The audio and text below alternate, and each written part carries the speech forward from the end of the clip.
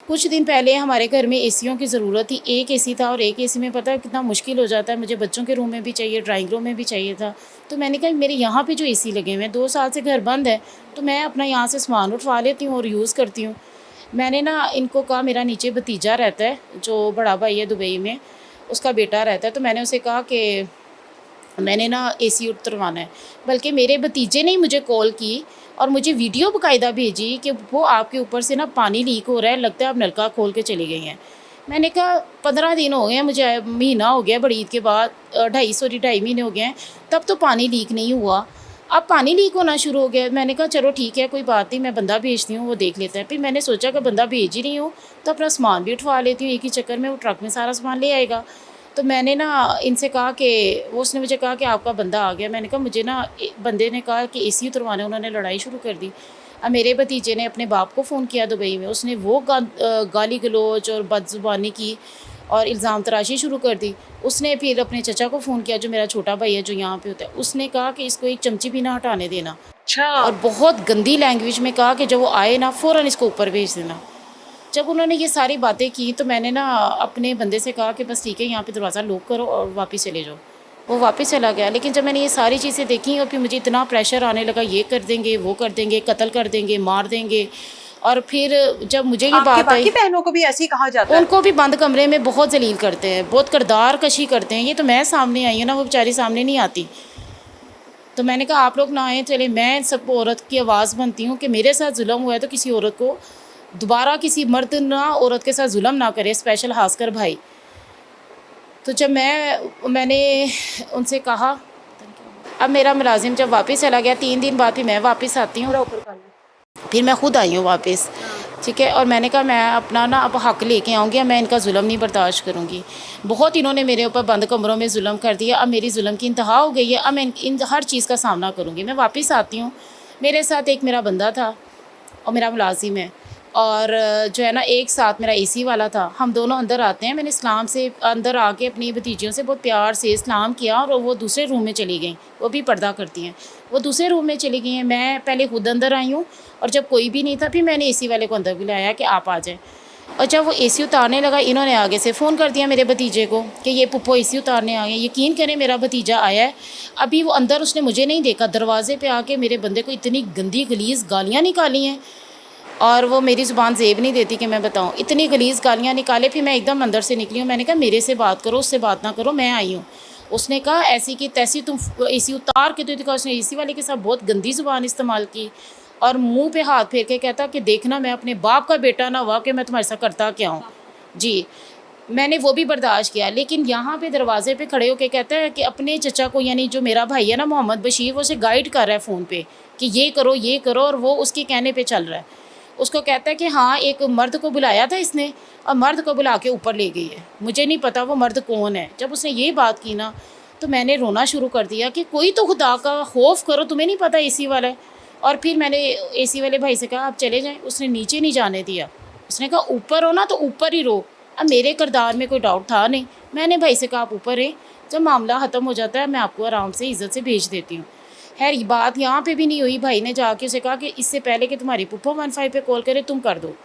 उसने जाके 15 पे कॉल कर दी। मैंने भी 15 पे कॉल की, लेकिन मेरी किसी ने नहीं सुनी। उससे पहले जो कर चुके थे ना, कहते हैं उनकी आई है तो वो सच्चे हैं, आप झूठी हैं। अच्छा। इस्लामपुरे की पुलिस ने मेरा बिल्कुल साथ नहीं दिया और ना ही मेरी कॉल करने पे आई। ठीक है, फिर 2 पुलिस वाले आते हैं, वो नीचे बैठते हैं और सारा कुछ पूछते हैं।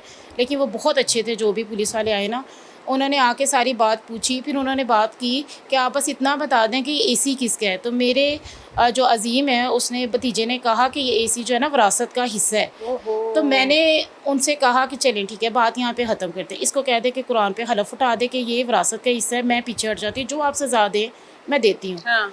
तो कहता है ठीक है। और साथ जब उसने अपने चचा को बताया तो उन्होंने फिर और इल्ज़ाम तराशी मेरे ऊपर करना शुरू कर दी। बजाय कि रुक जाते तो उन्होंने और मुझे अकेला पा के ना मेरा नाजायज़ फ़ायदा उठाया। अच्छा। ठीक है, और उन्होंने मज़ीद इल्ज़ाम तराशी शुरू की थी, ये भी होगा, मैं तुम्हारे साथ ये कर दूँगा, तुम्हें मार दूँगा, तुम्हारी ये करूँगा, वो करूँगा। खैर पुलिस वालों तक नहीं पहुँची। फिर आगे हमने फिर दोबारा कंप्लेन करवाई। आपके ऊपर इल्जाम लगाया जाता है किसी ट्रैवल एजेंट वो का भी या जी, वो बताती हूँ कि जो आपको मेरे कोई- साथ, जैसे अभी ट्रैवल एजेंट है, ज़ाहिर ट्रैवल एजेंट के जरिए मैंने जाना है ना उम्रे पे, उसको भी मेरा अल्लाह माफ़ करे पता नहीं क्या बना दिया इन्होंने। अच्छा यानी जिसके थ्रू मैं काम कराती हूँ ना, उसके साथ मेरा रिलेशन बना देते हैं, भाई, भाई बना देते हैं। अच्छा और फिर उन्होंने, हम पुलिस वालों के पास गए, पुलिस के जितने बंदे थे मेरे भाइयों ने खरीद ले। अब पुलिस वाले मेरी सुन ही नहीं रहे थे, इस्लामपुरा थाना में किसी ने मेरी नहीं सुनी। मैं रोती रही, मैं अंदर जाके मैंने कहा मेरे पास प्रूफ है, मैंने रिकॉर्डिंग अपनी भाई की सुनाई, उन्होंने कहा हमें तो आवाज़ ही नहीं आ रही। और पूरा कमरा मर्दों से भरा हुआ था, और पूरे कमरे में ना मेरे भाई ने कहा कि ये तो सब सारी दुनिया कहती है कि ये गलीज़ औरत है, ओहो, और ये कहती, मेरी बहनें मुझे कहती हैं कि मैं बग़ावत हूँ। और यकीन करें कि इतने मर्दों में, मैं शरई पर्दा करती हूँ, मैं किसी के सामने नहीं आती, ठीक है, इतने मर्दों में जब उसने मुझे ये कहा कि मैं यहाँ पर गलीज़ एक औरत बात है। क्लियर करती चलूँ कि इन खातून ने कहा था कि मेरे हाथ तक ना दिखाइएगा, जिसकी वजह से इनके हाथों के ऊपर ये कपड़ा है, ये इस हद तक पर्दा करती है कि इन्होंने कहा था मेरा चेहरा ना दिखाना, मेरे हाथ भी नज़र मत आए, क्योंकि इस वक्त मैंने ग्लव्स नहीं पहने। तो यहाँ से इनके पर्दे का लिहाज किया जा सकता है कि ये किस हद तक पर्दा करती हैं। बताइए। यकीन करें, जब उन इतने मर्दों के सामने उन्होंने मुझे ये कहा कि गलीज़ औरत है, मुझे समझ नहीं आई कि वो सब भी किए हुए थे। उन्होंने आगे से मेरे भाई को कुछ नहीं कहा कि तुम हम सब के सामने अपनी बहन को ये कह रहे हो, तो बंद कमरों में क्या मेरा हाल करते होगे। कि पुलिस वालों ने, किसी ने मेरी नहीं सुनी, मेरे प्रूफ तक नहीं देखे। मैंने उन्हें कहा मेरे पास एक एक चीज़ का प्रूफ है, आप चेक करें मेरे भाई किस हद तक किरदार कशी करते हैं। आगे से उन्होंने कहा कि एक एसी की वजह से आपने पूरी दुनिया सर पे उठा ली है, आप बादाम खाती हैं, हम बादाम नहीं खाते, बीबी मेरे पास टाइम नहीं है, SHO ने कहा। मैं वहाँ से, उन्होंने फिर मुझे कहा कि वो बंदे लेके आए, मैं उनको जेल में डालूँ, ठीक है, और आपने जाना नहीं है वरना मैं आपके ऊपर पर्चा कर दूँगा। देखिए कैसा इंसाफ है, एक मेरे ऊपर जुल्म हो रहा है, बजाय मेरा साथ देने के वो मर्दों का साथ दे रहे हैं।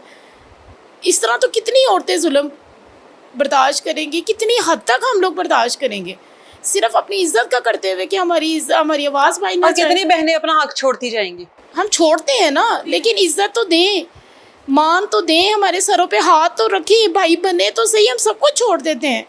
अब ये कैसा इंसाफ है, हमारी इज्जतें उछालते हैं, ना हमारे बच्चों का लिहाज है, ना हमारे बहनोइयों का लिहाज है, ना महल्लों वालों का लिहाज है, ना खानदान वालों का लिहाज है।